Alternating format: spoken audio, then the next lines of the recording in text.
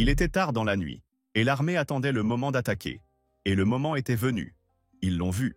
On cria « À l'attaque ! Tuez le démon !» Et l'armée courut à l'attaque. Il court droit vers l'armée et trébuche. Il ne s'y attend clairement pas. Il transpire à cause de la chaleur de la situation et du nombre de personnes qu'il a vues. Ils sont déjà indignés et l'attendent. Attendent la vengeance. Ils sont très négatifs. Et là, lui et l'autre se rencontrent face à face. Entre eux, il y a une forte aversion et puis il entend un cri. Tous à l'attaque. Le démon commence à se défendre et les soldats ne peuvent rien faire et s'envolent. Les soldats tentent de résister. Mais le démon est doué en magie et ne les laisse rien faire. Le démon fait apparaître un voile rose de ses mains et de la sueur et du sang coulent sur sa joue. Il est attaqué, mais il n'abandonne pas. Il frappe le sol avec sa main et des traînées bleues flottent sur le sol. Le sol se fissure et des flammes violettes aux reflets bleus jaillissent du sol. L'un des soldats est effrayé par ce qu'il voit, car il n'a jamais rien vu de tel auparavant. Quelque chose d'incompréhensible se produit. Un voile rose rassemble et disperse les soldats et leur lance dans différentes directions. Le démon saigne de sa bouche. Il est déjà fatigué et essoufflé. Il fait ses dernières actions. Et le voilà assis, appuyé d'une main sur une canne et de l'autre sur le sol, comme s'il prenait toute sa sorcellerie, et au-dessus de lui volent 3 yeux comme s'il l'observait. Il regarde tout avec regret. Il serre la canne dans sa main. Il rassemble ses pensées et se ressaisit, serrant sa canne de toutes ses forces, et commence à se lever. Quelque chose le perturba alors qu'il se levait. Il ne s'attendait pas à le voir maintenant. Alors qu'il se levait, il entendit la question. « Pourquoi ?» Posée par quelqu'un sur un cheval blanc, il se lève et ne regarde pas dans cette direction, mais il entend alors une autre question. « Pourquoi as-tu fait ça ?» Il reste là, silencieux. La fille lui pose encore plus de questions. « Pourquoi as-tu pactisé avec le diable ? Pourquoi nous as-tu trahis ?» Il se tient là, fatigué et en sueur, crie-t-elle d'un ton autoritaire. « Réponds-moi, Knox von Reinhaffer. » Il a du sang sur le visage, les yeux qui volent, la regarde avec consternation et dit « Trahi, hein ?» Il baisse la tête et continue de sourire. « Hélas, non. C'est toi qui compte. » Elle reste perplexe et l'écoute tandis qu'il poursuit. « Je n'ai trahi personne. C'est toi qui m'as trahi. » Elle lui crie « Ne dis pas de bêtises. Réponds-moi. Quand as-tu décidé de faire ça ?» Et il la fixe avec des yeux fous. Il a été perturbé pendant 1 seconde et il a dit « Ce n'est que le début. » Un éclair bleu et une voix retentissent. « Je reviens ?» Vous avez terminé la première partie de Inner Lunatic. Score total, 27. Un jeune homme assis à une table joue à l'ordinateur au milieu d'une pile de papier et de déchets divers et marmonne « Ok, c'est plutôt bien. Il y a un cendrier sur la table avec une pile de cigarettes fumées. » murmure le jeune homme. « J'ai encore pas mal d'objets. Il y a un jeu de missions à l'écran et il n'arrête pas de se vanter. Il a même accompli quelques missions secrètes. Je suis content. » En regardant le calendrier, il annonce tristement l'inévitable. Surtout quand on sait que « Je vais mourir le mois prochain. » Il y a 2 ans, il est allé à l'hôpital et a passé un scanner de la tête. Assis dans le cabinet du médecin, il ne savait pas que ça allait se passer comme ça. Le médecin, ne sachant que dire, commença très anxieux. « Yu-chan, ne panique pas et écoute. » Il est assis dans le bureau et se rend compte qu'on est sur le point de lui dire quelque chose de très effrayant et désagréable, le choc et la peur dans ses yeux. Il faisait jour dehors. Il faisait beau. Les rayons du soleil brillaient sur les fenêtres des maisons. Yu-chan est rentré à la maison, assis sur une chaise, tenant un morceau de papier avec un diagnostic. « Tu es déjà allé à l'hôpital 20, n'est-ce pas ?» demanda Yu-chan. Il est allé dans un autre hôpital, mais on lui a dit « Nous sommes le 2e hôpital.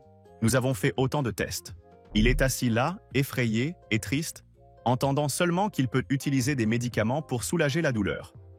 Il les a prescrits à Yu Chang et lui a dit de commencer à les prendre quand la douleur s'aggravera. Ses mains sont si faibles qu'il peut à peine tenir un morceau de papier. Son état s'est rapidement aggravé et il a commencé à prendre des médicaments. Assis sur une chaise, le bras pendant, les médicaments posés sur le sol. Il s'assoit sur la chaise et se rend compte qu'il a passé 2 ans dans cet état. Il réfléchit un instant et regarde vers la table de nuit. Il y a un calendrier sur la table de nuit et plusieurs sacs à côté. À ce moment-là, il fut distrait par une violente toux. Il se couvrit la bouche des 2 mains et se baissa légèrement. Il y avait une peur intense sur son visage à cause de ce qu'il a vu, une goutte de sang sur ses lèvres. En regardant sa main, il se posa la question. « Est-ce que je vais bientôt mourir ?» Il reste assis là, s'essuyant la bouche avec des mouchoirs. Il se dit qu'il vaut mieux ne pas y penser, sinon il va commencer à s'inquiéter. Il y a un téléphone sur la table et soudain un message arrive. Yu-chan est méfiant et décroche lentement le téléphone. Il voit un message d'un contact de l'hôpital indiquant que son hospitalisation a été approuvée. Il essaie silencieusement et rapidement de déverrouiller le téléphone. Il l'ouvre et voit plusieurs messages indiquant que l'hospitalisation a été approuvée. Il marmonne, agacé.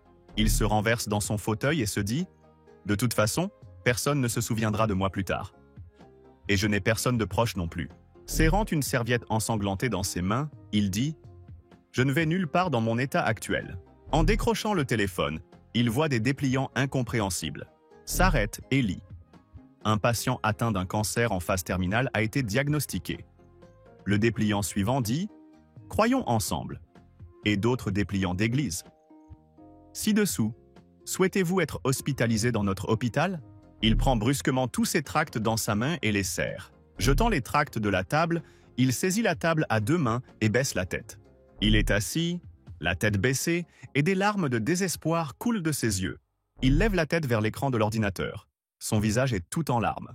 Sur l'écran du moniteur, l'économiseur d'écran du jeu brûle. Commencer une nouvelle partie? Oui, non. Et il pense, pour la dernière fois, qu'il va recommencer le jeu. Il décide de commencer une nouvelle partie. Et il déplace le curseur sur le bouton « Oui ».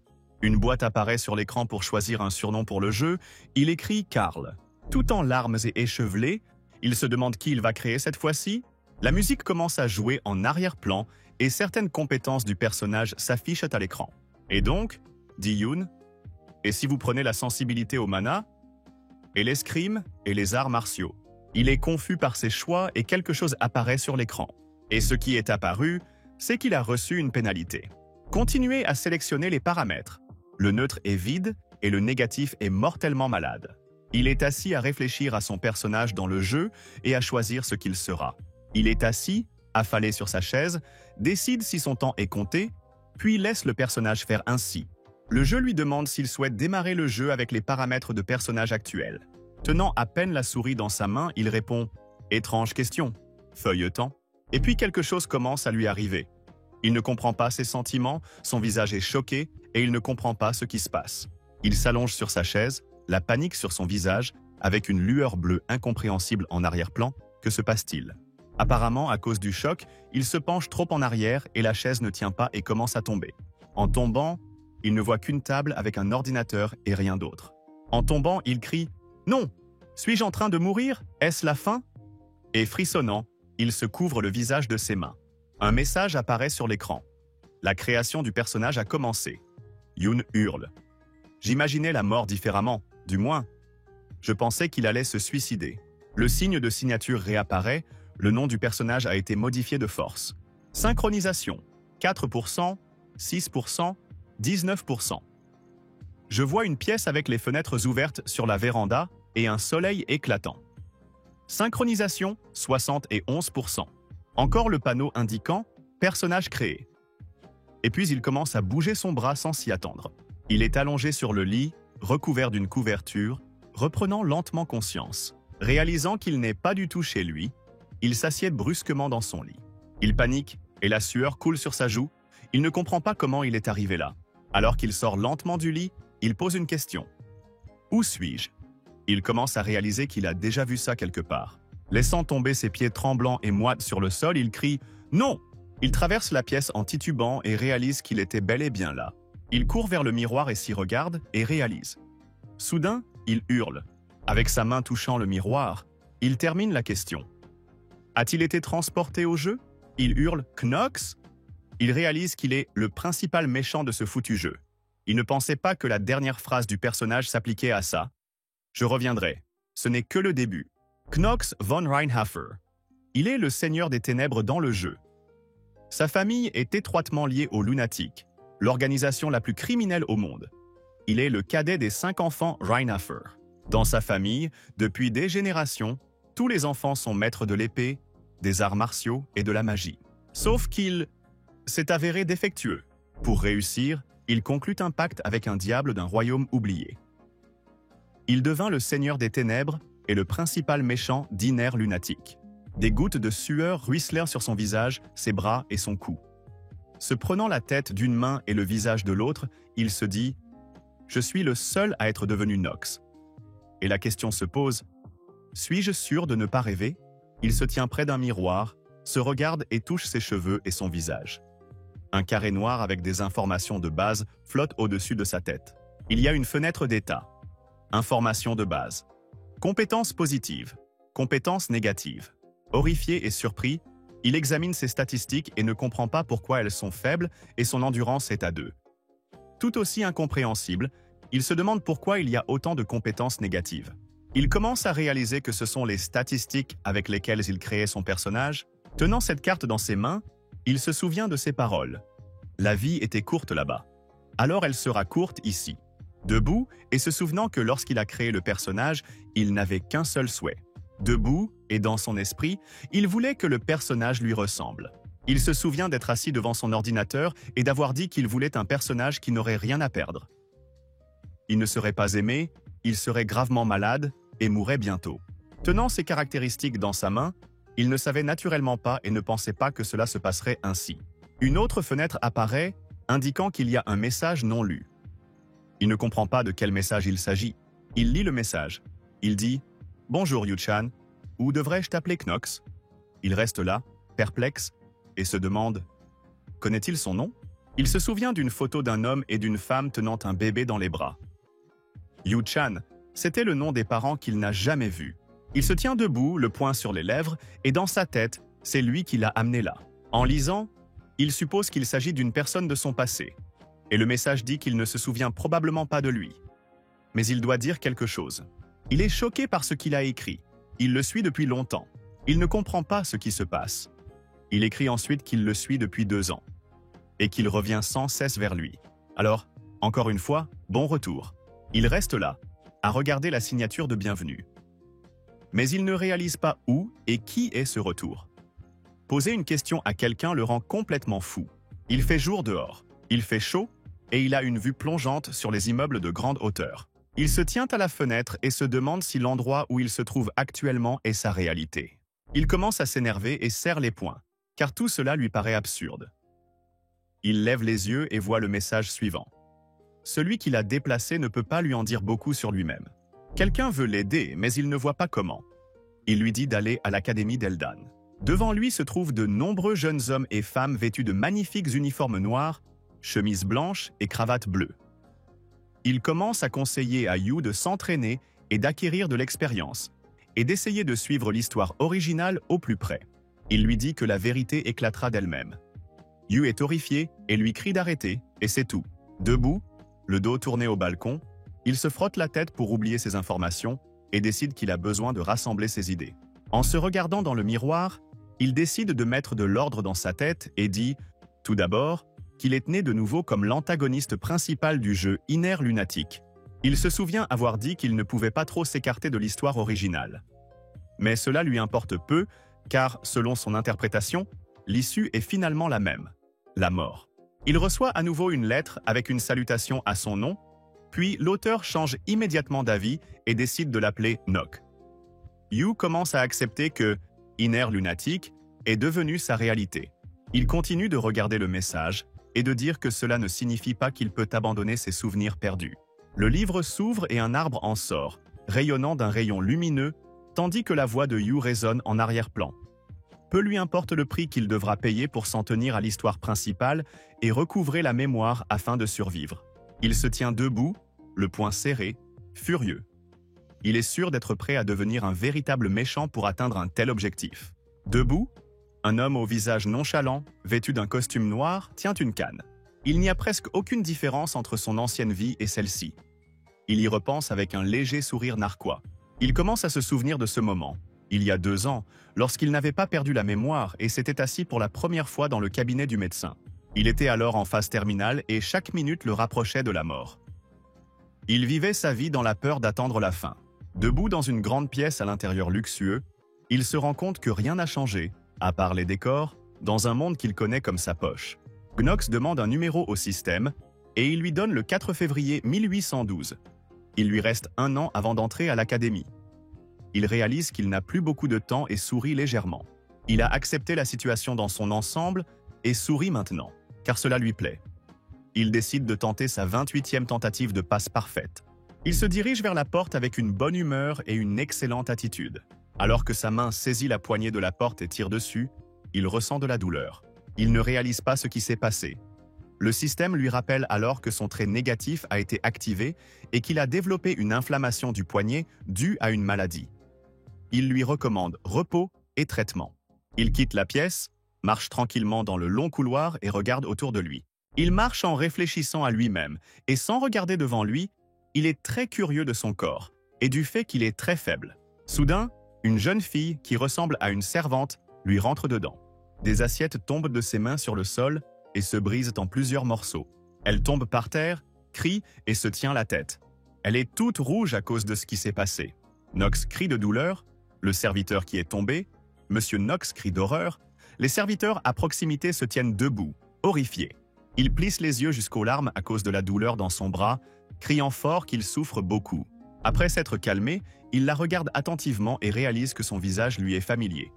Ses cheveux bruns et ses yeux orange clair, il se souvient que c'est Rona. Elle tombe à genoux devant lui et, en sanglotant, s'excuse auprès de lui pour le mal qu'elle lui a fait. Il la fixe du regard. Il se souvient qu'elle est un personnage secondaire et qu'elle répandait des rumeurs sur Knox. Elle le regarde avec des yeux compatissants, comme pour implorer son pardon. Il n'arrive pas à croire que cet ange soit sur Knox. Il se penche vers elle et lui sourit gentiment en disant qu'il lui pardonne cette fois. Mais si, il la regarde avec tendresse et gentillesse et après une pause, il dit que si cela se reproduit, elle, les larmes aux yeux, s'exclame joyeusement. Bien sûr. Il regarde les autres avec incompréhension quant à la raison pour laquelle il y a tant de silence. Les serviteurs le regardent avec un air horrifié, comme s'ils attendaient dans quelque chose. La fille qui vient de tomber le regarde avec la même horreur que les autres. Il les regarda et réalisa qu'il se trompait un peu. Il se demandait quel genre de vie Knox menait. La fille, tombée avec précaution, lui demanda où il allait si tôt dans la journée. Il se lève et dit qu'il va à la salle de sport. Tout le monde le regarde avec surprise et lui demande où il est allé. Il rit et une idée lui vient à l'esprit. Il propose à Rona de l'accompagner. Rona s'exclame, tout excitée, et accepte.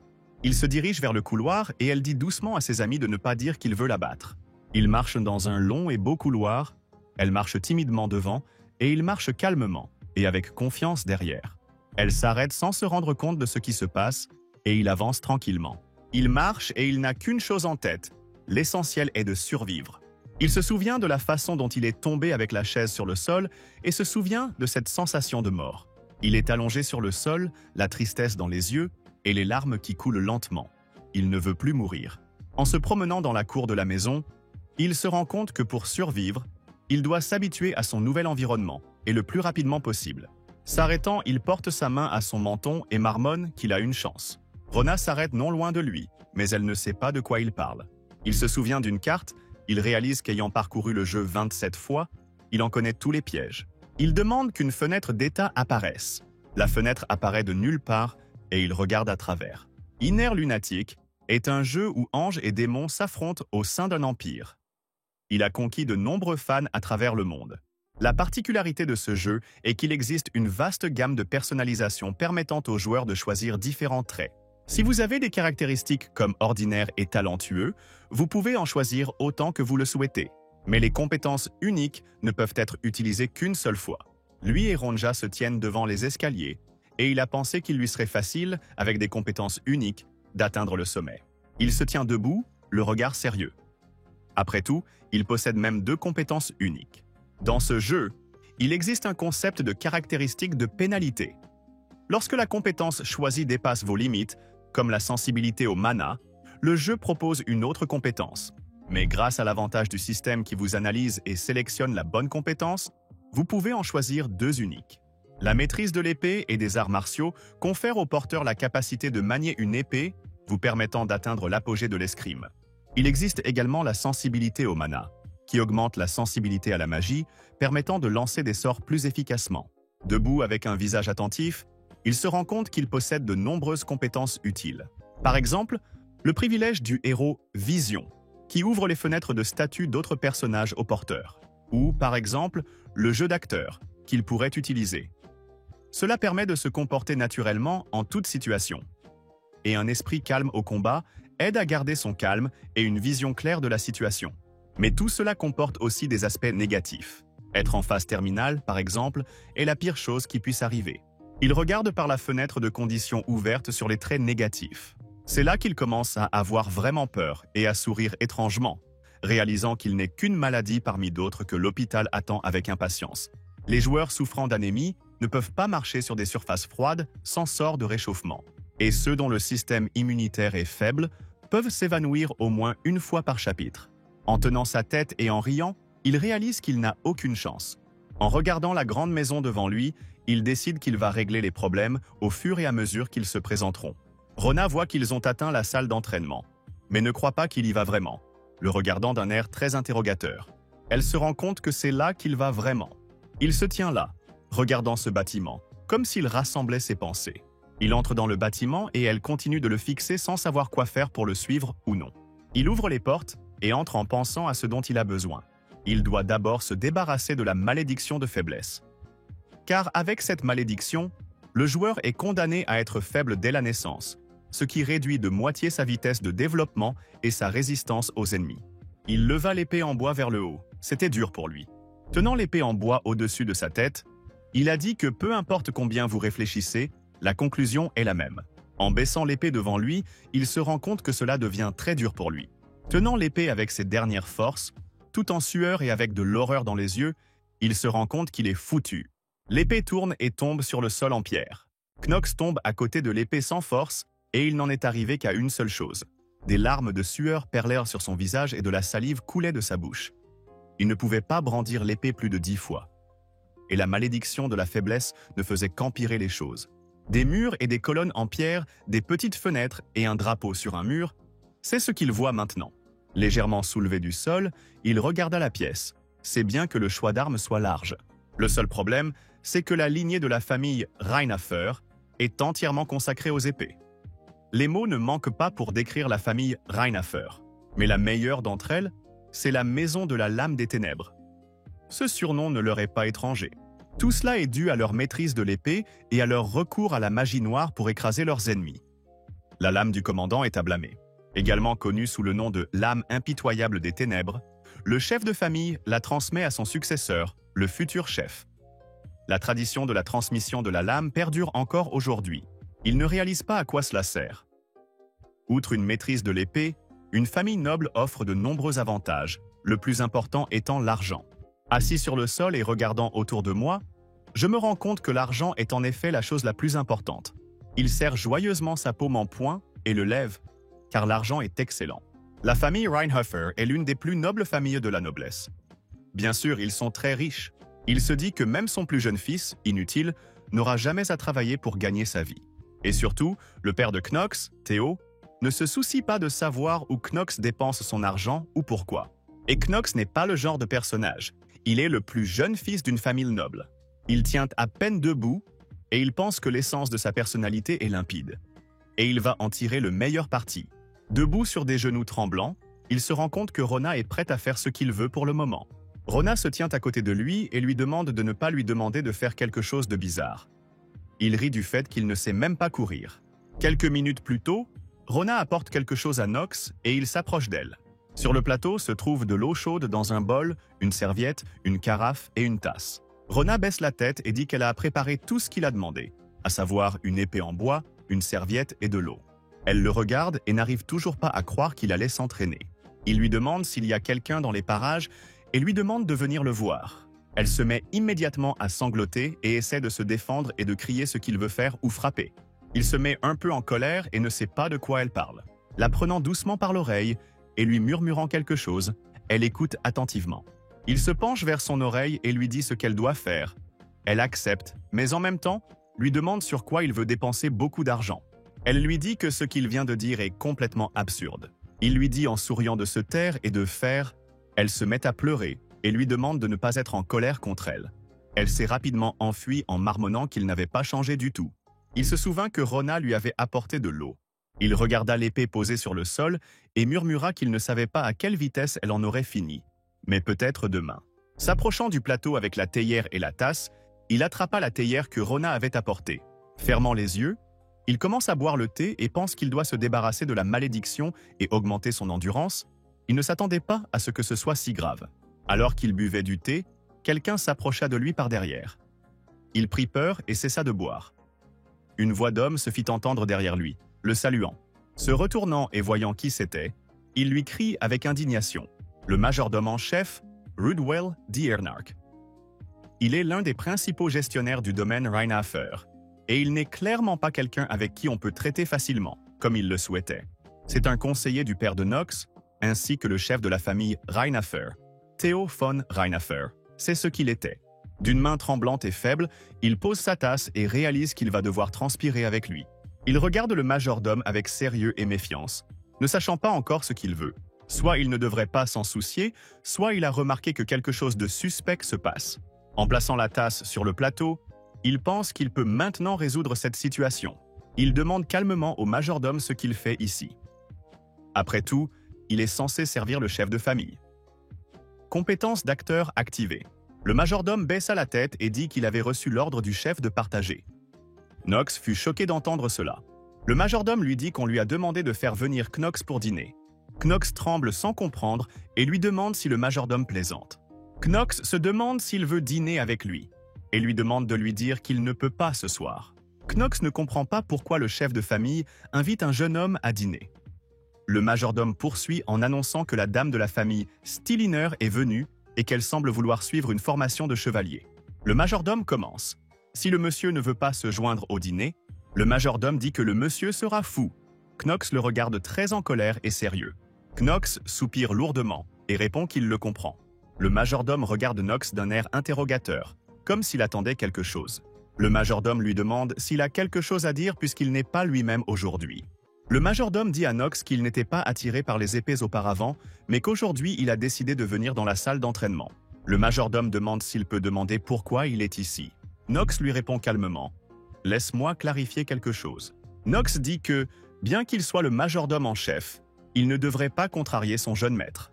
Knox dit calmement et avec confiance que ce qu'il fait, ou quelles sont ses intentions, ne devrait pas le concerner, et que c'est à lui de décider ce qu'il va faire. Le majordome le regarde avec anxiété, la sueur perlant sur sa tempe. Alors Knox se retourne et sort de la salle d'entraînement. Le majordome reste immobile et le regarde fixement, ne comprenant pas ce qui arrive à Knox. En s'approchant de la porte, Knox pensa que le majordome avait remarqué quelque chose.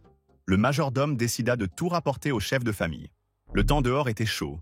Le soleil brillait de mille feux et le château semblait grand et majestueux. Knox ferma nerveusement et rapidement la porte derrière lui, des gouttes de sueur perlant sur ses mains. Knox est en sueur devant la porte fraîchement fermée. Il ne s'attendait pas à ce que cela se produise. Il se demandait ce qui se passerait si son obsession était activée. Il avait l'impression de le suivre. Il essayait d'oublier. Il détourne le regard avec anxiété, ne comprenant pas ce qui se passe, raconte la jeune maîtresse de la famille Stilliner. La jeune fille rousse se tourne vers lui. Elle se demande ce qu'elle fait là. La nuit est tombée. Il semble clair dehors, mais des nuages sont présents. Knox arrive pour le dîner et entend dans sa direction « Hé, regarde, l'idiot est là ?» Je suppose que je ne vais pas apprécier mon repas ce soir. Knox s'assoit calmement à la table et baisse les yeux. Les jumeaux Artis et Allen rient et lui disent de ne pas dire qu'ils regrettent encore d'être dans cette famille. Les jumeaux disent qu'ils ne pensaient pas qu'il viendrait. Knox regarde les jumeaux et ils se moquent ouvertement de lui, évoquant le fait qu'il regardait la femme de chambre et lui disant qu'il était désespéré.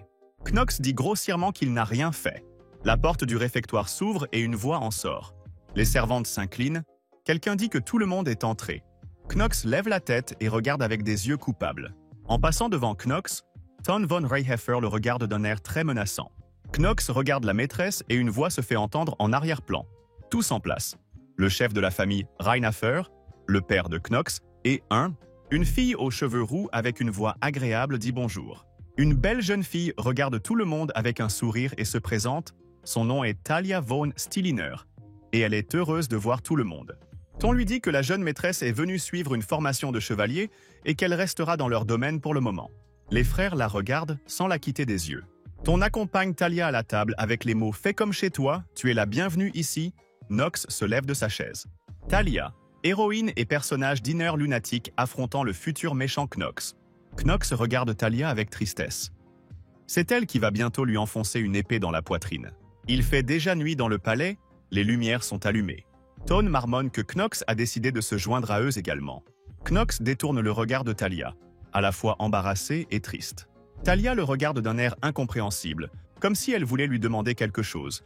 Tone dit « Puisque tout le monde est réuni, commençons le repas. » Sur la table, il y a un morceau avec des légumes dans une assiette et un couteau et une fourchette à côté. Quelqu'un a déjà commencé le dessert. Il y trempe une cuillère dorée. Les frères se sourient l'un à l'autre et à Knox, et il ne sait pas ce qui se passe. L'un des frères dit à son père de prendre une décision. Knox demanda lentement lequel d'entre eux irait à l'Académie Eldan. Ton répondit pensivement à la question de son jumeau. « Oui, tu as raison. L'Académie Eldan est l'endroit le plus important de tout Inner lunatique. Les étudiants de l'Académie sont confrontés à divers dangers liés aux démons. C'est sur ce thème que s'appuie l'histoire d'Inner lunatique. Knox pense au fait qu'il doit entrer à l'Académie. Se souvenant de ce que lui a dit celui qui l'a ému, il se rend compte qu'il lui suffit de suivre l'histoire, mais aussi de gagner des alliés. Tone a déclaré que tout le monde sait que l'Académie Eldan n'accepte que 3 candidats par famille. C'est ainsi qu'il contrôle l'influence de la noblesse. 2 candidats de sa famille ont déjà été acceptés, son premier et son deuxième fils. Désormais, un seul des 2, issu de la famille Reichauer, peut intégrer l'Académie, explique Tone. À l'arrière-plan de l'Académie, les fils de Ton et un 3e membre non élu de la famille Reichauer. Knox pensait qu'avant d'avoir des alliés, il déposerait ses os, mais qu'il serait celui qui entrerait à l'Académie. Il s'assoit à table et regarde Ton attentivement. Ton a décidé de suivre les traditions familiales. Soudain, Knox sursaute. Il s'avère qu'il va provoquer un combat entre eux. Ton regarde Knox d'un air interrogateur, car il ne s'attendait pas à ce que Knox réagisse en premier. Ton a déclaré que dans 1 mois, ils choisiront un représentant de la famille à travers un duel qui aura lieu dans la salle d'entraînement. Les jumeaux disent à Knox d'un ton moqueur « Mon frère, voici un conseil. Ne sois pas prétentieux. Ne te ridiculise pas. Un imbécile qui n'a jamais tenu une épée n'a aucune chance de leur tenir tête. » Talia regarde Knox attentivement, et il leur répond sérieusement « Ceci s'arrête un instant. Et continue. Vous allez parler après notre victoire, connard. » Et prend calmement une gorgée de vin. L'un des frères dit avec indignation qu'il pense sérieusement que quelqu'un comme lui peut les battre. Knox pose son verre sur la table, pensant que ce duel n'est qu'un test de plus à passer pour entrer à l'Académie. Knox regarde la vitre avec déception, et en arrière-plan, il entend ses frères dire qu'ils n'écouteront pas ces bêtises. Knox commença « Je » et marqua une pause. Il a ensuite continué en disant qu'il serait celui qui entrerait à l'Académie. Tone regarde Knox avec suspicion et déception. Les frères regardent Knox avec beaucoup de colère. Talia regarde tout cela avec un sourire, lui semble-t-il, et elle fait une pause. Elle regarde Knox avec un sourire et dit avec assurance qu'il a confiance en ses capacités. Knox la regarde calmement et tristement, mais une vague d'émotion le submerge, choqué par ses paroles. Elle se rassoit et rit doucement. Il fait nuit noire dehors, et Knox pense qu'il a attiré l'attention de Talia pour rien. Il fait nuit, et il y a encore une lumière allumée dans l'une des pièces. Sur le bureau se trouve une pile de papier. Dans le bureau, le majordome en chef et Tone discutent. Tone reconnaît que quelque chose a changé chez Knox. Le majordome en chef s'incline et dit que c'est perceptible. Ton réfléchit avec sa main sur son menton, car s'il n'avait pas été témoin de ce qui s'était passé aujourd'hui, il n'aurait pas cru les paroles du majordome. Ton ne comprenait pas pourquoi Knox avait changé si soudainement. Il se demandait s'il était possédé par un démon. Il continue de penser que Knox a attiré son attention. Il répond au majordome qu'il comprend. Tone demande au majordome de continuer à suivre Knox. C'est le matin. Le soleil n'est pas encore complètement levé. Les restes de l'aube sont présents. Knox s'est levé tôt et court déjà vers la salle d'entraînement. Les servantes chuchotent entre elles. Après tout, le jeune maître est de nouveau dans la salle d'entraînement. L'une dit à l'autre que le duel aura lieu dans 1 mois. Une autre affirme que c'est vrai. Une 3e demande pourquoi. Knox court en parlant à lui-même. Pourquoi tout ce qu'il fait, c'est courir? Knox se retourne et voit les servantes parler. Il se demande pourquoi il entend chaque mot qu'elles disent. Il ne se souvient pas d'avoir une capacité auditive particulière. Knox court, déjà essoufflé. Une fenêtre d'état apparaît. Son niveau d'endurance a augmenté de 0,1. Knox est outré de voir à quel point son niveau a augmenté. Alors qu'il continue de courir, Knox se demande à nouveau pourquoi il court, car son principal problème est son endurance. La condition préalable à l'utilisation de l'escrime et des arts martiaux est un niveau d'endurance d'au moins 4. Knox a les larmes aux yeux et réalise qu'il aurait pu facilement utiliser ses compétences s'il n'était pas Knox le faible. Il se souvenait des compétences qu'il avait choisies. Knox s'arrêta. La malédiction de la faiblesse ne le quittait pas. Knox se pencha légèrement et marmonna qu'il avait réussi à augmenter son niveau d'endurance à 1,9 en un mois. La malédiction de la faiblesse, c'est une malédiction qui réduit de moitié tout progrès. Un homme dans un manteau avec un bâton, il est entouré de chaînes avec des cadenas. Knox observe son niveau et réalise que même après un entraînement intensif, son niveau d'endurance a augmenté de 0,1. Les effets secondaires de cette maladie mortelle attisent son ardeur. Contrairement aux autres, il va devoir travailler plus dur. Pourquoi c'est si grave? À cause de la maladie mortelle qui en résulte, son niveau d'endurance est à 15, son plafond, et il va réfléchir à ce qu'il faut faire. La femme de chambre apporte un plateau. La femme de chambre appelle Knox. Elle lui a apporté tout ce qu'il avait demandé. Il est surpris, car elle a fait les choses plus vite qu'il ne l'avait prévu. Maintenant, il va faire avancer les choses. Il regarde le plateau lorsqu'il atteint le niveau 4 d'endurance. Sur le plateau se trouve le poison de la gorgone à 3 têtes, les larmes de la fée des souvenirs, le cœur d'un golem et un parchemin de croissance rapide d'endurance. Prenant la bouteille dans sa main, il réalise que tout a déjà été pensé. C'est simple. Il suffit d'utiliser ses connaissances pour résoudre le problème. Une cour vide, le soleil brille de 1000 feux. Il n'y a personne dans la cour. Knox est dans une salle d'entraînement avec un tas d'épées, et plus encore. La servante demande tristement à Knox pourquoi il a besoin de tout ça. Il faut faire attention aux poisons et aux autres choses que les gens évitent. Et ça coûte cher. Un seul parchemin ne suffirait-il pas? Knox répond qu'ils ne savent pas comment utiliser correctement les ingrédients. La servante demande avec surprise comment l'utiliser correctement. Knox se tourne vers la femme de chambre avec le plateau.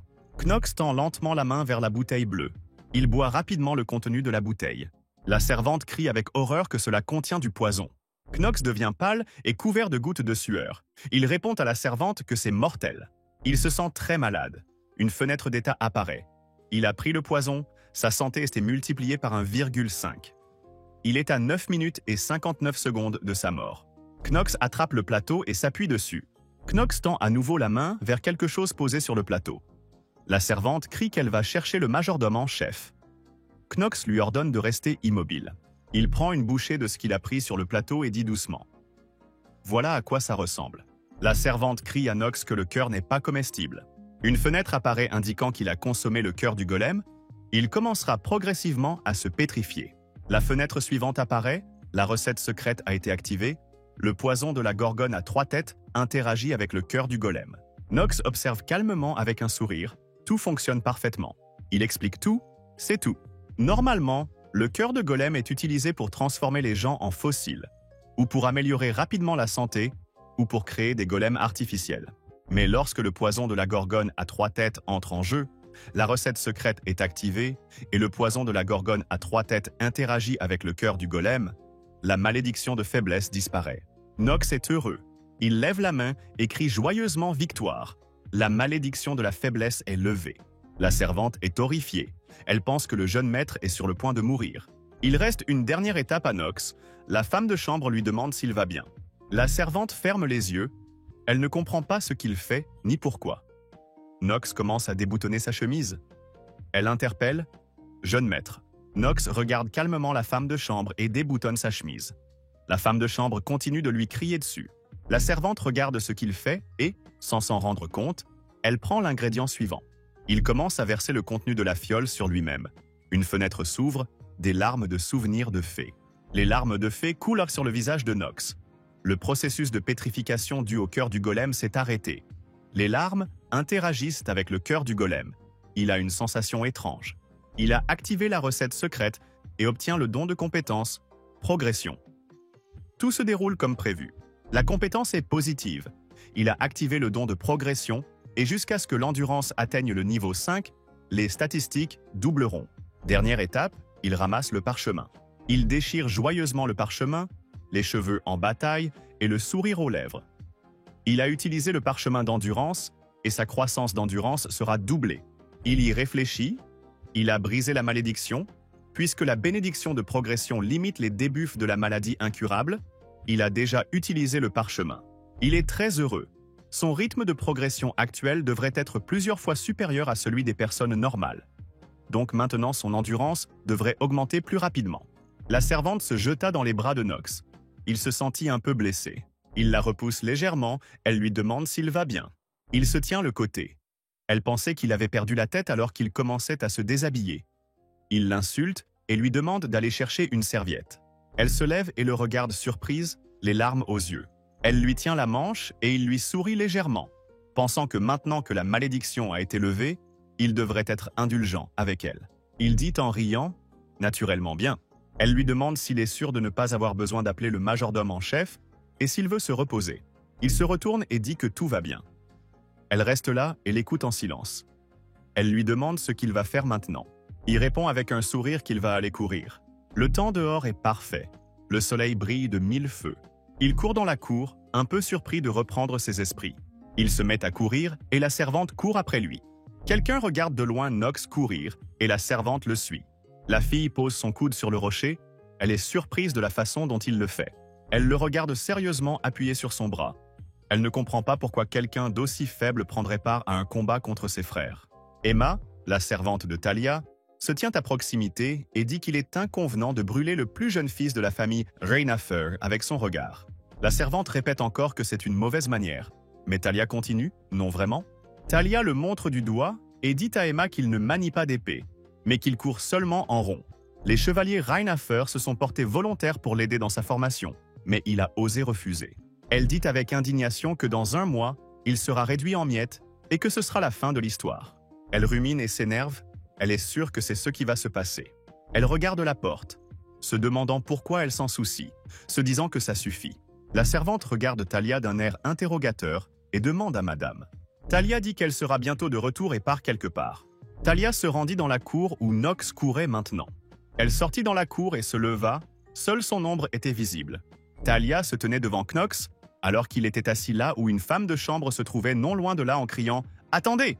Talia se tenait devant lui et se présenta, disant que son nom était Talia. Knox a l'air surprise et ne comprend pas pourquoi elle est venue ici. Il se lève et lui demande ce qu'elle veut, et lui rappelle qu'elle s'est déjà présentée. Elle le regarde avec perplexité, se demandant pourquoi il a cette attitude et pourquoi il est si froid. Elle est sûre qu'il est sous le charme de sa beauté, mais il continue de la fixer d'un air incompréhensible. Elle est trop convaincue qu'il est tombé amoureux d'elle. Elle veut lui demander quelque chose, puis elle le lui demande. Est-il sûr de battre les frères? Alors, il accepte de participer. Knox, debout tranquillement et écoutant Talia, pose 2 questions. Est-il vrai que courir l'aidera et croit-il qu'il y a même une petite chance? La servante souffle et écoute Talia et est d'accord avec elle.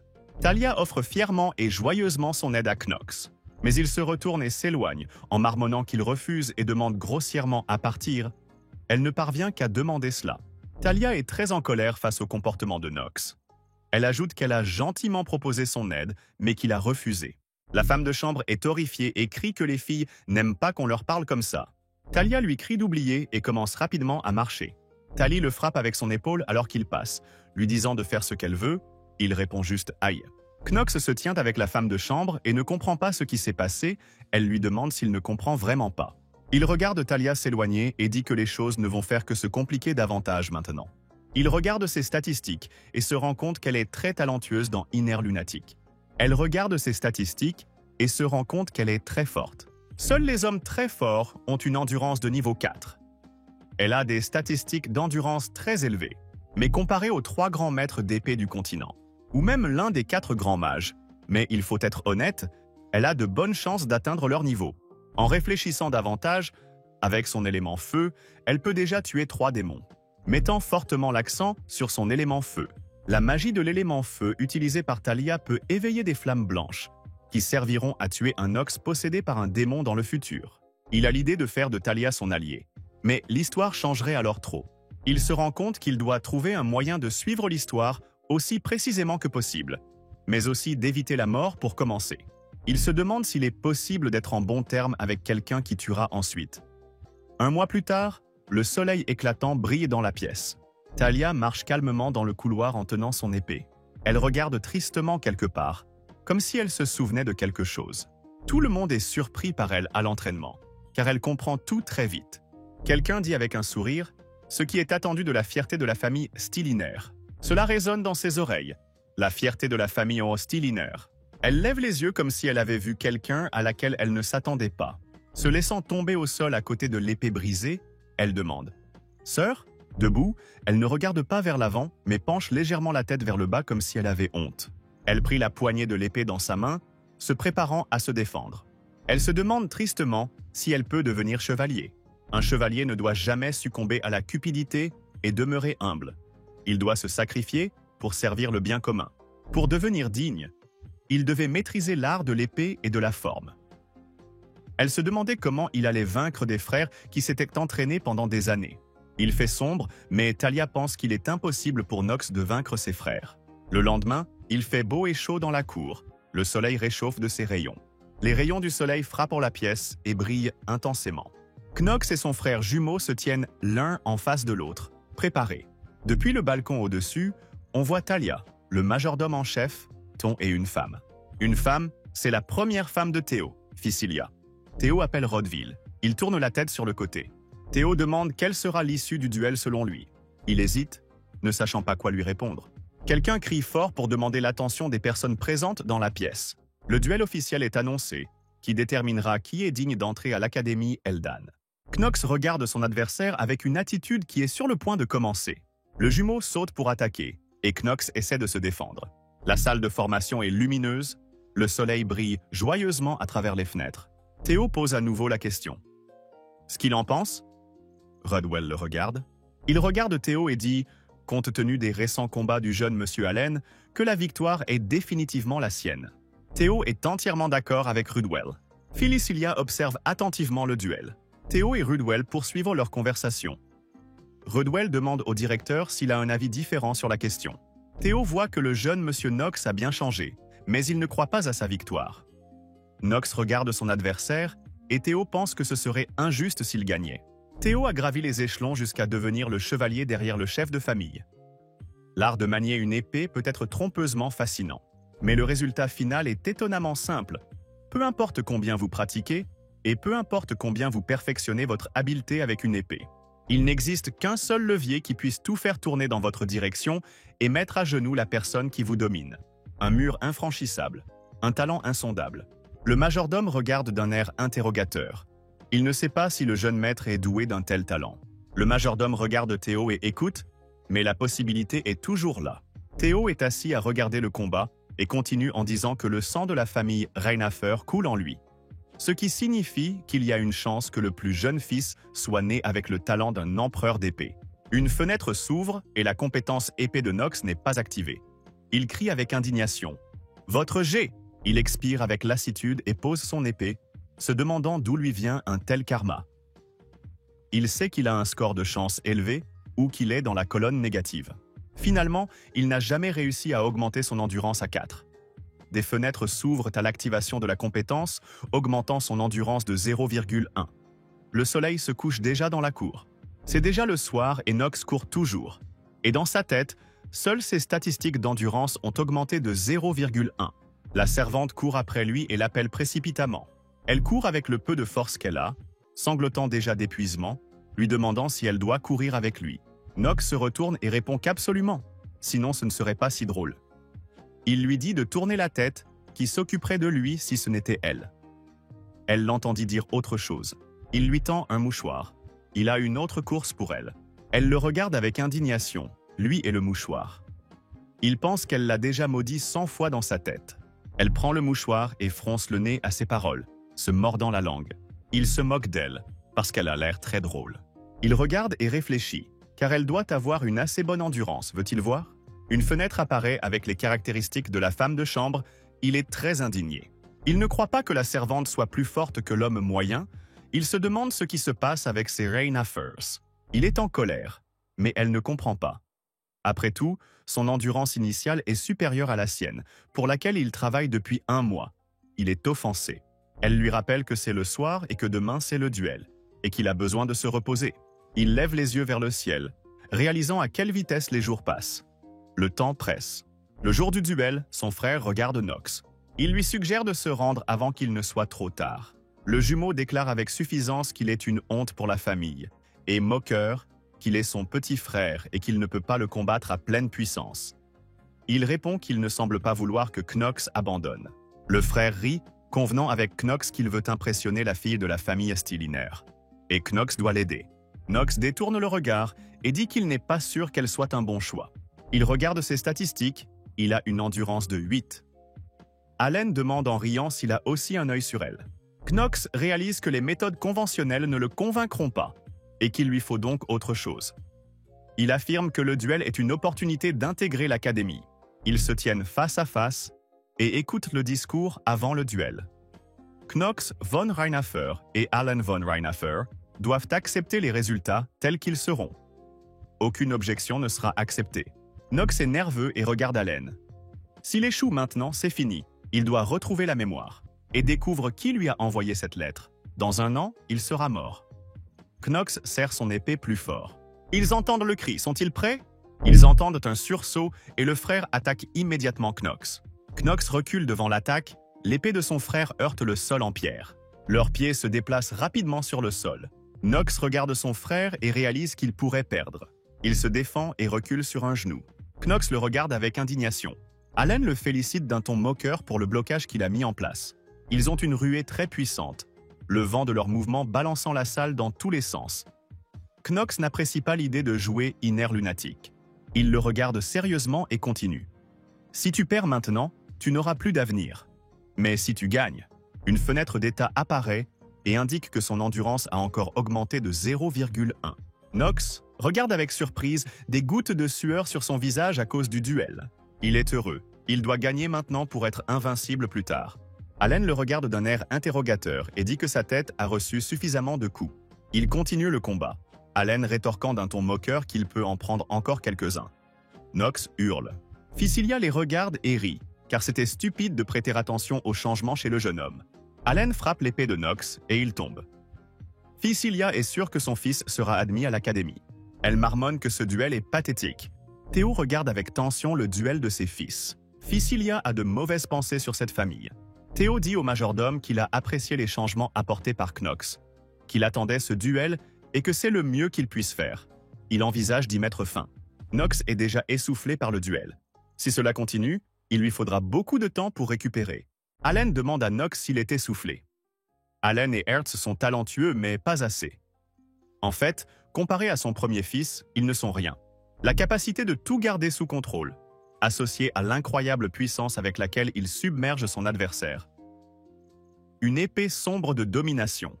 Knox essaie de reprendre son souffle, tenant à peine l'épée. Théo ne sait pas à qui donner l'épée de la domination. Il se lève de sa chaise et dit d'arrêter le duel. L'endurance de Knox a augmenté de 0,1% supplémentaire. Knox se tient debout, avec seulement l'air provenant des épées qui l'entourent. Il a activé son épée et ses compétences en arts martiaux. Knox sourit, des gouttes de sueur perlant sur son visage. Des étincelles jaillissent du feu tout autour. Allen demande d'un ton moqueur s'il a perdu la tête. Knox a activé la compétence Seigneur du Temps. Théo observe avec tension ce qui se passe. Il y a des engrenages d'horloge tout autour de Knox, et il reste là, tendu. Quelqu'un dans le public dit qu'il a entendu quelque part. Allen, avec un visage satisfait, est sur le point de lancer un coup de poing à Knox. Knox regarde Allen. Chacun, unique et talentueux, a son heure. C'est l'heure de l'unique. Tout a ralenti, une compétence qui lui permet de ralentir tout ce qui se trouve sur son champ de vision. Knox tient l'épée, les mouvements de l'ennemi sont désormais ralentis, et lui, à son tour, peut se déplacer de la même manière. Il sera donc difficile d'exploiter pleinement ce bonus. Mais puisque la compétence épée et arts martiaux est activée, Knox lève son épée vers le haut. C'est déjà une conclusion acquise. Il porte un coup et Allen et son épée commencent à tomber. Allen regarde Knox de manière incompréhensible. L'épée d'Allen s'envole. Knox se lève et dit qu'il est le vainqueur de ce duel. L'épée d'Allen vole au sol avec fracas. Allen regarde Knox avec colère, lui tenant la main. Knox tient l'épée dans sa main comme s'il était sur le point de faire autre chose. Il regarde Allen avec pitié et dit qu'il s'amuse. Allen regarde Knox avec colère, qui demande quoi. Knox le regarde et dit que tu ne peux pas le faire de toute façon. Le bonus de temps ne dure que 5 minutes. Et quoi qu'il arrive, il faut arriver à temps. Knox le regarde et dit qu'il ne l'a jamais combattu à pleine puissance auparavant. Knox dit à ses frères aînés que c'est ennuyeux. Il suggère qu'ils en finissent avec ça et bientôt, il leur dit de l'attaquer avec eux deux. Les frères le regardent, sans comprendre. Knox se tourne vers son père et lui demande de se battre avec 2 frères à la fois. Son père regarde Knox avec surprise, il ne s'attendait pas à ça. Le majordome regarde Théo et attend de voir ce qu'il a à dire. Talia demande avec anxiété ce qu'il fait. Théo regarde son fils en souriant. Il sent son énergie changer. Il réalise qu'il a un atout dans sa manche. Il décide d'attendre pour arrêter le duel et autorise un duel à 2 contre 1. C'est alors qu'une Fissilia outragée se lève d'un bond. Ils se font face. Knox est prêt à se battre. Allen tend la main vers son épée avec une grimace de colère. Allen ne comprend pas comment Knox a pu les humilier devant son père. Knox les regarde calmement, souriant même. Les frères crient à Knox de se préparer. Ils le prennent en double, l'un sautant, l'autre courant. L'impact des épées est très fort. Knox parvient à les repousser avec beaucoup d'habileté et de professionnalisme. Allen crie à son frère de s'approcher de lui par la gauche. L'autre lui répond et court vers Knox. Knox attend sérieusement, des éclairs jaillissent autour de lui. Une fenêtre apparaît, le niveau de Knox dans le jeu augmente. Il est heureux de voir sa maîtrise de l'épée progresser. Il peut désormais voir l'épée. L'un frappe, Knox réfléchit, l'autre se prépare mais crie « Putain !» Ils souffrent après ses coups, Knox passe rapidement devant lui en le frappant avec son épaule. Ils s'écartèrent, essayant de reprendre leur souffle. Talia, indignée, crie le nom de Knox. Knox regarde les frères avec un sourire narquois, tout comme Allen l'a regardé au début de leur combat. Les frères, avec peur et incompréhension comme seul Knox, la disgrâce de la famille, a soudainement tellement changé. Les frères se regardent, comme s'ils regrettaient ce qui s'est passé. On dit doucement quelque chose qu'on a déjà dit. Les frères commencent à se battre et Knox s'en prend discrètement à l'un d'eux. Allen crie à son frère de rester concentré pendant le combat. Knox passe devant les frères en agitant son épée près d'eux. Ils sont outrés. Knox attaque soudainement les frères. L'un d'eux parvient à se défendre et tombe presque. Knox pointe du doigt quelqu'un. Après tout, c'est le bien-être du jeu qui est en jeu. Il regarde ses frères et il aime juste se battre à l'épée. Knox prend un swing, des traînées d'air autour de lui, il s'amuse. Talia est surprise par ce qui se passe et terrifiée en même temps. Théo ne comprend pas ce qui arrive à son fils. Allen crie que cela ne peut pas arriver, c'est impossible. L'autre frère tombe sous un coup aussi fort de Knox. Les 2 frères sont allongés sur le sol. Essoufflés, ils sont terrifiés. Une fenêtre apparaît indiquant que l'action est terminée. Knox regarde tout le monde avec déception. C'est tout. Il regarde ses frères avec déception. Fissilia saute de sa chaise et crie sur Arts et Allen. Knox demande grossièrement si un gagnant a déjà été choisi. On lui répond avec peur et interrogation, bien sûr. Knox est déclaré vainqueur du duel. Knox dit anxieusement « Non, non, non, il a peur ». L'épée de Knox commence à tomber de sa main.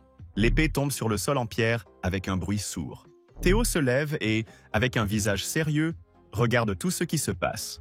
Knox regarde son père avec un sourire. Il s'incline et annonce qu'il part. Knox se retourne et marche fièrement vers la sortie de la salle d'entraînement. Talia regarde avec indignation Knox s'éloigner. Il marche vers la sortie et se lève. Talia veut parler à Knox de toute urgence. Il fait déjà soleil dehors, ils ont passé beaucoup de temps dehors. Il regarde le coucher de soleil en sortant de la salle d'entraînement. En sortant, il essaie de reprendre son souffle après ce duel difficile.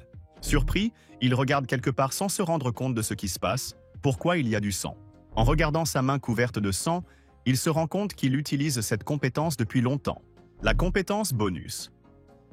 Seigneur du temps présente un inconvénient majeur. Il subit un affaiblissement de recul qui se produit lorsque vous dépassez la limite d'utilisation de la compétence. Ce dépassement a réduit sa vie de 2 jours et 17 heures. En regardant sa main, il pense que c'est le pire de Buff, car rendre le temps de vie qu'il lui a enlevé est impossible, et son immunité en souffre également. Et il est déjà en phase terminale. Heureusement qu'il n'a pas reçu ce pot de vin devant tout le monde. Si quelqu'un l'avait vu, il aurait perdu son entrée à l'académie et il aurait travaillé si dur pour ça. Il tourne la tête sur le côté et voilà, il n'aime pas ça. La taille s'avance vers lui avec indignation, lui demandant s'il était blessé. Elle s'approche et demande immédiatement s'il a été blessé pendant le combat. Il se met en colère face à cette situation et la regarde avec colère. Talia s'approche de lui.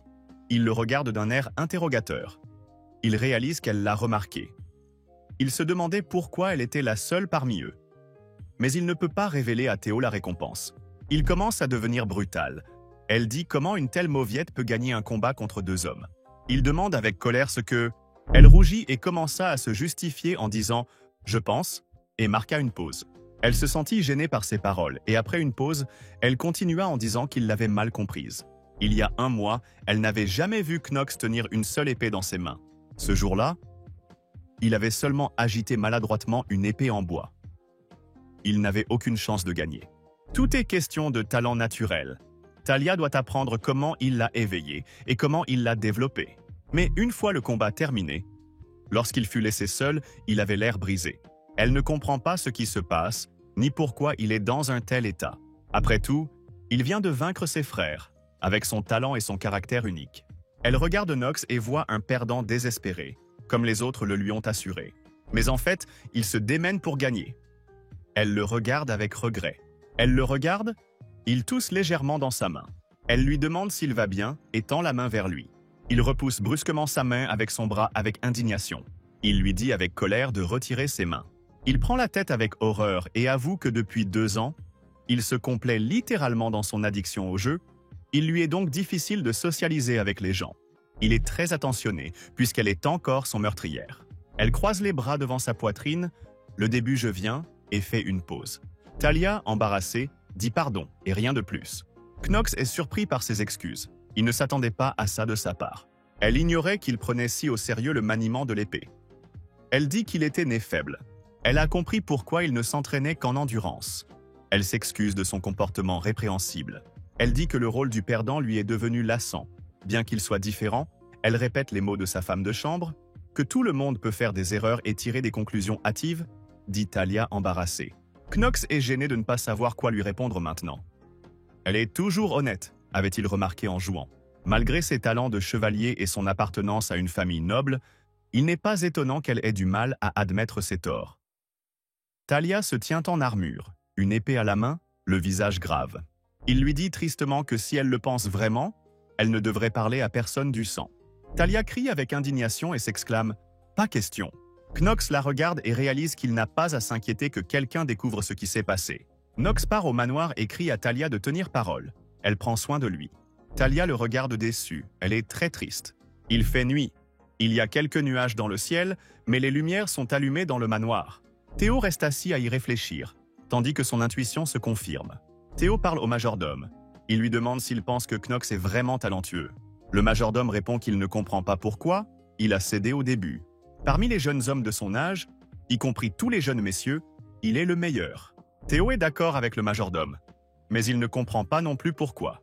Mais, en faisant une pause, il est sûr qu'il y a encore plus de talent caché en lui qu'ils n'ont pas encore vu. Théo lui demande de surveiller chacun de ses mouvements, de ne rien faire, mais d'être toujours là pour lui. Le majordome accepte. Théo leva la main vers le pendentif, se demandant s'il en avait assez et s'arrêta là.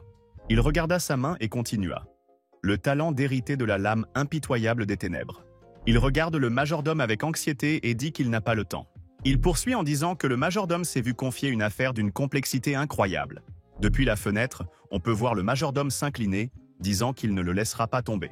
Il y a quelques nuages dans le ciel et des étoiles sont visibles. La lumière est encore allumée à la fenêtre de quelqu'un. Quelqu'un est encore éveillé et ne le sera probablement pas encore. Knox ouvre une fenêtre d'état et termine un devoir de classe et une réussite. Knox est assis dans sa chambre. Le monde est devenu une réalité pour lui, mais le système de jeu n'a disparu nulle part, et les fenêtres d'état non plus. Une fenêtre s'ouvre devant lui pour recevoir une récompense, suivie d'une fenêtre pour obtenir des statistiques. C'est le jackpot. Il regrette d'avoir travaillé dur pendant 1 mois pour augmenter son endurance de 2 points, alors qu'il aurait dû commencer avec ses statistiques. Des fenêtres volent autour de lui, avec des statistiques à améliorer. Fenêtre d'état. Il regarde la fenêtre d'état et recherche l'endurance. Il voit que sa chance est à 10 et est très heureux. Il se tient là, satisfait de ses réalisations. Tout cela pour ne pas avoir à travailler si dur plus tard. La chance dans le lunatique intérieur est l'un des indicateurs les plus utiles et les plus nécessaires. Il détourne le regard, envisageant de tenter sa chance dans cette affaire. Une fenêtre d'état apparaît avec un bonus de désarmement. Une autre fenêtre apparaît avec quelques bonus supplémentaires reçus. Il regarde les fenêtres et est content qu'il y ait un système de bonus. Il regarde attentivement et décide d'utiliser la torsion. Un distributeur automatique avec des balles apparaît. Il brille en rouge et en bleu. Il regarde tout cela. Knox rit en voyant à quel point tout cela semble étrange en personne. Knox décide d'essayer et fait tourner la petite clé. Il sait qu'avec une chance maximale, les chances d'éliminer un rang moyen et supérieur sont d'environ 96%. Mais il n'en est pas trop sûr. La chose commence à briller encore plus, mais déjà dans des couleurs différentes. Il se souvient que le rang normal et inférieur est blanc, le rang moyen est argenté, mais le rang élevé est doré. Il est tendu, car le rang le plus élevé est multicolore. Il demande de l'or ou plus pour tomber. Il brille de plus en plus, le bouton rouge brûle intensément. Et puis il s'ouvre, et une lumière dorée en brille. Knox lève les yeux, son visage s'illuminant d'or. Knox, avec le parchemin d'or dans ses mains, crie qu'il a réussi. Knox ouvre soigneusement le parchemin doré. Des fenêtres s'ouvrent immédiatement, avec la détermination du rang, les félicitations et l'obtention d'un rang élevé. Knox crie joyeusement victoire avec un parchemin à la main.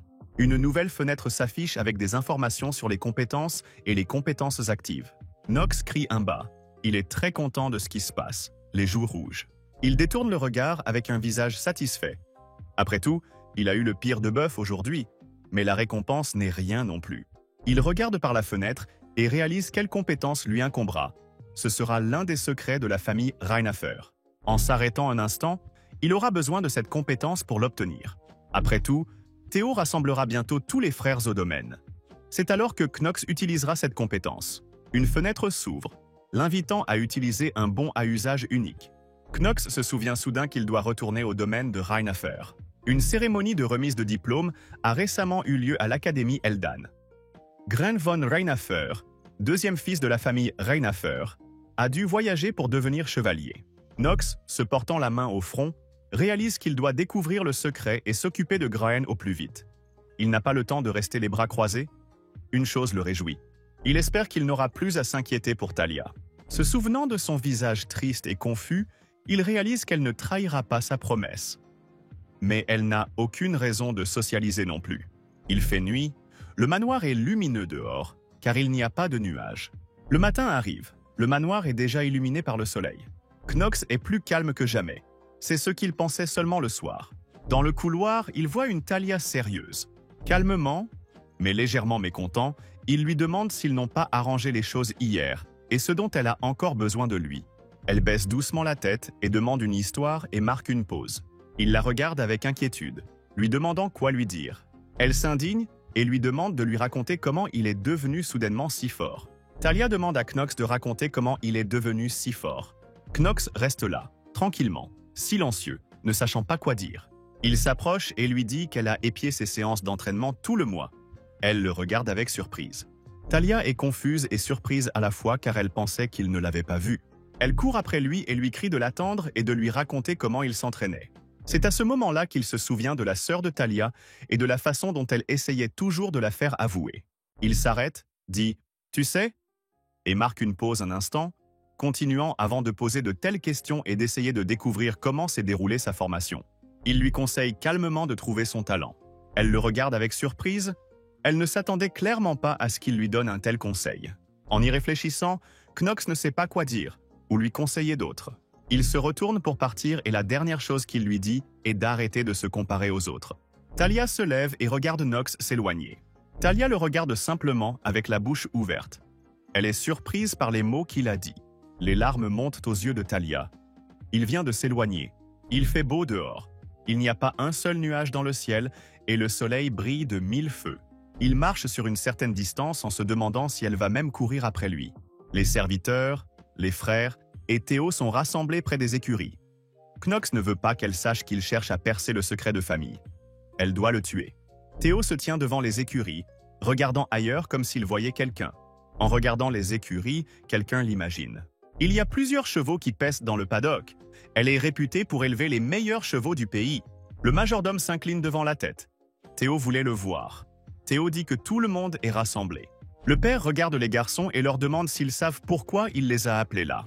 Il poursuit en disant qu'ils doivent choisir un cheval qui leur servira pour le reste de leur vie. Knox esquisse un sourire. Il le savait et s'y attendait.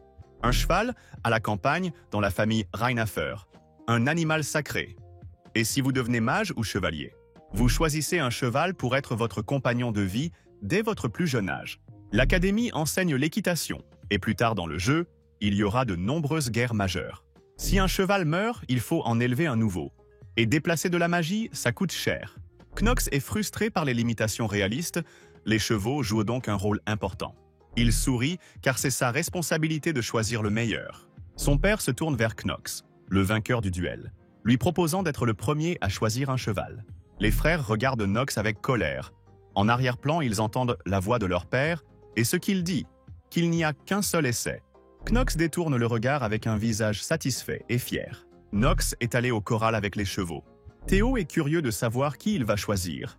Il l'observe avec intérêt. Knox se tient devant le corral et celui qui regarde les chevaux s'incline devant lui, se demandant quel cheval le jeune homme choisira. Les chevaux se tiennent debout et regardent calmement Knox. Knox s'occupe des chevaux et leur dit qu'ils sont gentils. Mais il recherche un cheval spécial. Il le choisit avec soin. Et puis il voit celui de loin. Il regarde le cheval et réalise que c'est celui-là.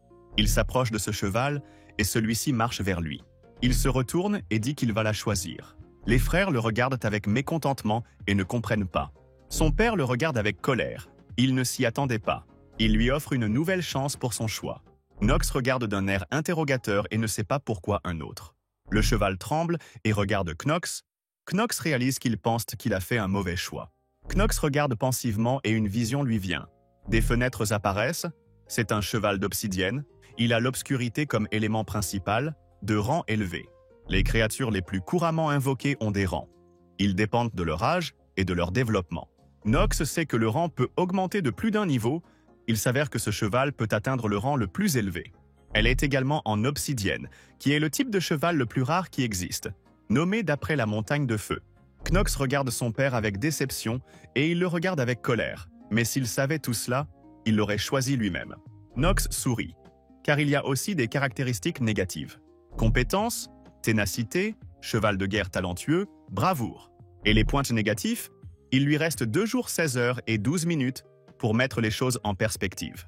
Knox rit de cette compétence, c'est pire que sa maladie en phase terminale. Il dit qu'il a pris sa décision et qu'il choisit ce cheval en particulier. Il réfléchit. Avec ses connaissances, il peut sauver et il le sait. Le père est en colère contre Knox, mais il ne comprend pas pourquoi. Il croit s'être reconnu dans cet animal. Il décide que rien n'a changé, car il était un lâche et une poule mouillée, et il l'est toujours. Son père est déçu. Il dit qu'il espère ne pas regretter de l'avoir choisi. Il se retourne et s'éloigne. Tout le monde ne comprend pas ce qui s'est passé. Ses frères lui crient après, mais il ne leur répond pas. Knox pense que son choix n'a pas plu à son père. Quelqu'un lui propose de choisir un cheval. Knox se rend chez le majordome, qui lui suggère de choisir un nom pour ce gâteau. Le cheval tend la main vers lui. Knox se demande comment l'appeler. Il tourna son attention vers le cheval. Se penchant vers lui, il décida de l'appeler Karl. Après tout, c'était le nom qu'il avait choisi lorsqu'il jouait au jeu Inner Lunati. Cela a beaucoup de sens pour lui. C'est déjà le coucher du soleil sur les écuries. Dans le manoir, les lumières aux fenêtres sont toujours allumées. Tout le monde est apparemment assis dans sa chambre. Le cheval est allongé sur le lit recouvert d'une couverture. Knox y réfléchit, car il a besoin de travailler sans être vu, alors il s'installe dans la pièce. Il regarde le cheval avec attention et amour. Il le regarde avec ses yeux comme s'il comprenait tout. Knox regarde dans les yeux du cheval et voit qu'ils sont pleins de désir de vivre. Il se souvient de lui-même, car il est pareil, essayant de survivre à tout prix. Il réalise qu'elle lutte pour sa vie depuis plus longtemps que lui. Il appelle Rona, sachant qu'elle est quelque part à proximité, la menaçant. Elle tombe et se tient la tête, rappelant qu'elle est là. Il la regarde et dit sans indignation qu'elle a été prise en flagrant délit. Mais il lui demande ensuite pourquoi elle tombe sans cesse. Elle se demande comment il a su qu'elle était là. Il lui dit de surveiller le cheval. Elle est un peu indignée que le cheval soit dans le lit. En colère, elle lui dit qu'elle doit nettoyer après.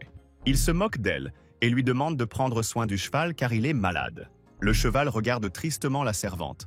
Rona est d'accord avec Knox avec frustration. Knox se rend compte qu'il y a un problème. Ce qu'il a prévu ensuite va la choquer. Il regarde le cheval et Rona à côté de lui. Rona demande au cheval qu'il s'appelle Karl et qu'il veut manger. Knox se demande si elle supportera encore une fois cette action. 3 jours plus tard, tôt le matin, le soleil se lève à peine. La servante est assise à genoux et sanglote, car Karl est mort dans ses bras. Il la regarde avec pitié et tristesse et ne comprend pas pourquoi elle pleure. Mais en même temps, il comprend qu'elle l'a nourri, joué avec lui, brossé, qu'elle a mis beaucoup d'efforts pour lui. Il regarde cette photo avec tristesse, mais il savait que ce serait comme ça. Il le regarde, sachant qu'il ne peut pas être sauvé. Il lui ordonne d'arrêter de sangloter et lui demande de se lever, dit Karl en pleurant. Il la calme et lui dit qu'il reviendra bientôt vers lui. Elle pose des questions en larmes sur le flou. Il lui ordonne à nouveau de se lever maintenant, mais en souriant. Knox sort un parchemin de la poche intérieure de sa veste. Elle demande prudemment s'il s'agit d'un parchemin. Déroulant le parchemin, il le pose sur le sol et le tient avec sa main. Quelque chose commence à se produire. Une sorte de cercle brille sous le parchemin et une flamme rose brûle à proximité. Knox s'apprête à canaliser du mana dans le parchemin. La servante regarde avec horreur tout ce qui se passe. Knox regarde ce qu'il fait avec plaisir. La servante demande avec indignation à propos de l'utilisation du mana et que c'est illégal. Le contrôle du mana a été mauvais pour lui jusqu'à présent et essaie à nouveau. Knox crie à la servante que si elle se met en travers de son chemin, elle sera responsable de sa mort. Il lui lance un regard sérieux et essaie de se concentrer. Elle est outrée, se couvre la bouche. Elle veut lui dire beaucoup de choses. Il réessaie, tout devient encore plus rose. Il n'a jamais éveillé sa compétence de sensibilité au mana. N'utilisez le mana qu'à partir de 15 ans. À moins, bien sûr, d'être membre de la famille impériale. C'est pourquoi les descendants de la famille impériale étaient bien plus doués en magie que les autres. Beaucoup sont entrés à l'académie pour apprendre à l'utiliser. Maintenant, il peut et fait une pause, commence à se concentrer encore plus fort. Il commence à travailler encore plus dur sur son mana. Il doit canaliser le plus de mana possible dans le parchemin. Ses paumes captent de faibles courants d'énergie. Il regarde ce qui se passe et est surpris, il se rend compte que c'est le mana. Le regard de Knox devient de plus en plus fou. Il rit. Il est curieux. Il veut utiliser le bon pour la compétence et il n'a aucune marge d'erreur. Il pose sa main sur le parchemin une fois de plus. Après avoir voulu recourir encore un peu, une fenêtre apparaît avec une compétence unique. Puis il va recourir à la magie noire, le livre que tient le squelette du pinceau. Une fenêtre apparaît montrant que Karl peut être ressuscité. La magie apparaît sur Karl. Mais c'est comme si quelque chose manquait. Une fenêtre s'ouvre et suggère d'utiliser la magie noire. Knox reste assis devant le parchemin, entouré de flammes roses. Dans Inner Lunatic, il n'existe que 2 types de créatures possédant la compétence mort-vivant. Le premier type est celui des créatures ramenées à la vie par magie noire ou mana noire. Le deuxième type, des êtres qui reviennent à la vie sans ego et renaissent plus forts. Ils seront fidèles à leur maître quoi qu'il arrive. Le problème, c'est qu'il n'existe qu'une seule famille capable de ressusciter les morts. Une famille au passé et au présent sombre, la famille Mavras. Mais les Reynafer sont aussi considérés comme une famille sombre. Mais c'est une famille de chevaliers. La mort avec un livre, et les Maroises sont les maîtres de la magie noire, contrôlant les ressuscités. Logiquement, les personnages n'appartenant pas à la famille Maroise ne devraient en pas pouvoir utiliser leurs compétences. Il le nie. Knox le regarde avec un sourire narquois. Il a juste besoin d'un bon à usage unique pour une certaine compétence. Mais maintenant, il a à sa disposition un nécronome. Un livre avec un squelette de pinceau en feu rose, connu sous le nom de livre des morts. Knox regarde le cercle avec émerveillement. Et de là sortent les mains des morts. Et puis quelque chose d'incompréhensible se produit, comme si l'obscurité consumait tout ce qui se trouvait à proximité du cercle. Car là, les mains des morts commencent à s'embrasser. Knox regarde tout avec horreur. Du sang noir coule du coin de ses lèvres. La servante crie sur Knox. Elle a peur de ce qui se passe maintenant. Knox demande plus de silence, il n'en a plus qu'un peu à faire. Elle crie, Knox regarde avec horreur les livres devant lui. Il regarde avec effroi le sang qui a jailli de sa bouche. Vous pouvez à peine voir le feu rose sous sa main. Son mana s'épuise. Il est surpris de ce qui se passe. Soudain, Karl reprend vie et se dresse sur ses pattes arrière. Les yeux de Karl commencent à rugir. Ses yeux sont inhabituels, mais blancs et d'un bleu brillant. Knox regarde tout cela, il a activé la compétence. L'animal se tient sur ses sabots arrière et le regarde. L'animal est ressuscité. Les yeux de Karl brillent, comme s'ils étaient morts vivants. Knox est heureux de l'avoir fait après tout. La servante, en larmes, se tourne vers Knox. Knox essaye de reprendre son souffle, il a beaucoup dépensé, elle ne comprend pas ce qui s'est passé. Knox se tient hésitant dans la pièce, il appelle son cheval. Rona regarde Knox avec horreur.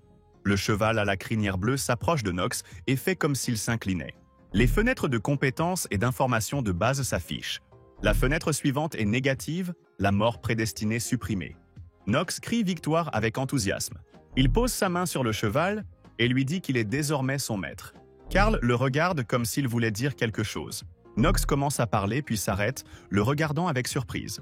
Juste à ce moment-là, Rona se jette sur lui et Carl et le serre dans ses bras. Knox dit son nom et lui demande ce qu'elle laisse entendre. Rona ne les laisse pas sortir de l'étreinte en sanglotant très fort. Elle explique en sanglotant qu'elle avait peur d'être blessée par Knox et demande comment il est possible d'utiliser autant de mana. Carl lui renifle dessus. Apparemment, il n'aime pas quelque chose. Rona crie d'un air interrogateur, car elle tenait tellement à lui. Elle ordonne à Carl de recracher toutes les carottes, et il renifle en retour. Knox les regarde avec un amusement moqueur. Knox ajuste sa veste, dit « Ok » et marque une pause. Vient ensuite le secret de famille. Il fait nuit. Il fait jour dehors. Quelques fenêtres sont éclairées. Quelques jours plus tard, Knox descend les escaliers près des fenêtres en feu. Carl renifle d'un air interrogateur en direction des écuries. Knox se dirige tranquillement vers Carl dans l'écurie. Il fait nuit à cause des feuilles, on voit à peine la lune, mais on voit que le ciel est clair. Une main gantée de noir tient une pierre qui brille. L'autre main gantée tient une sorte de papier qui ressemble à une carte. Knox, dans sa cape, fait briller la pierre sur le papier, réalisant qu'elle n'est presque pas différente de celle du jeu.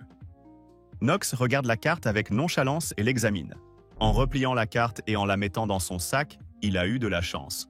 Il marche et réfléchit. Le deuxième mystère de la famille Rheinaffer. L'anneau à la flamme violette, il doit l'obtenir à tout prix. Cela compensera un peu les effets néfastes de la maladie incurable. Il se retourne avec prudence, comme si quelque chose l'avait surpris. Prenant son épée, Knox regarde dans les buissons. Il attend quelque chose. Il continue de regarder, soupçonnant qu'il est trop sensible. Sur le chemin, il voit un signe très étrange. Ce n'est plus un jeu, mais une réalité à part entière.